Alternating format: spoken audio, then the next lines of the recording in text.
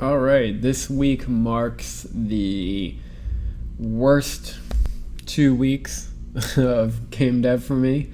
Um, everything that could go wrong went wrong. It's pretty frustrating. The summary is that I ended last update with a couple gameplay issues that I thought I could fix. Was happy still with the direction of the game. So I spent the first week of these 2 weeks trying to fix those issues, and I came up with what I thought was a great solution, and then ready to implement it with my illustrator on week 2. And then on that Monday, we start to do the concepts, and it just turns out it takes way too long. Like, basically 35% of my illustrator's time would have been spent drawing walls. Hold on, I'm going to try to pick it out for you, see if I still have it. 1 second. There we go. You can kind of see. So over here on the left, it would be a blank spawn. A level 0 would be wood. A level 1 would be stone. And a level 3 would be marble. Here, let me bring that in so like we can reference this later. About why I was trying this. So basically, okay, send that to the back. Basically, my game as it was, which is this picture, was way too chaotic. Like this would have been a screenshot in game, minus the skeletons who are just placeholders, but everything else is kind of real art, and the catapults. But a couple problems here, and I wrote them down on the right. One is, part of a tower defense game is visually seeing cool upgrades. You love to see that, like that progress is fun. And I was doing an environmental spawn where like here you have a tent and then you get a fire pit, and then, or here you have steps and then you get a wall. One payoff was it just wasn't cool enough. When you got a level 3 unit, it didn't feel awesome enough. And just upgrading the flag here didn't cut it. 2 is that at a glance you couldn't tell what level something was. Like when you're playing, you should be able to make quick decisions, and you couldn't. You had to process what's going on. So I wanted to do anything wood is level 0 or level 1, anything stone is level 2, anything marble is level 3, and play around with that. So that was issue 1. Issue 2 was the way I had this set up is the art that was coming in was specific to archers or mages in the center.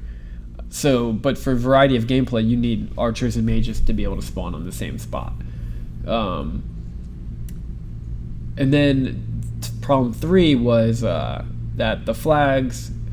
I played a ton of tower defense games after this and looked, and the flag. None of them keep the flag after you spawn the first time. They're all you click on something to buy the unit, and then every time after that you interact with the unit, which makes a difference. Like if you look at this picture, where I took the flags away after a unit's been purchased, much cleaner, much easier to process what's happening. But and that's, you see the wood here, I was experimenting with like something that looks like a clickable area per unit.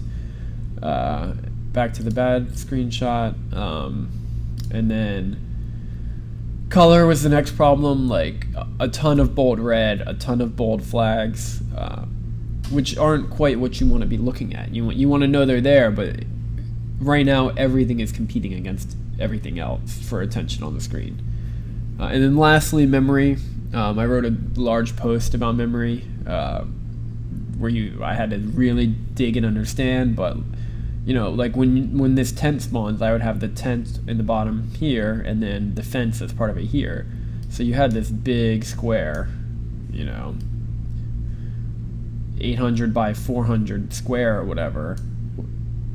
And I had a ton of those. If you had the full map running, basically a new iPad was starting to drop frame rate the way I had it. And even when I optimized memory, even the still approach of giant textures coming on, it's just the wrong approach. It's So I'm fighting for memory, and I'm getting no usability or gameplay gains, and I'm making it so archers and mages can't spawn in the same spot, all for like this environmental change. So in short, like I was trying too hard to be a different type of tower defense game. Like I didn't want to make a generic game, and it pigeonholed me into this game that might be believable, but not fun. So did some.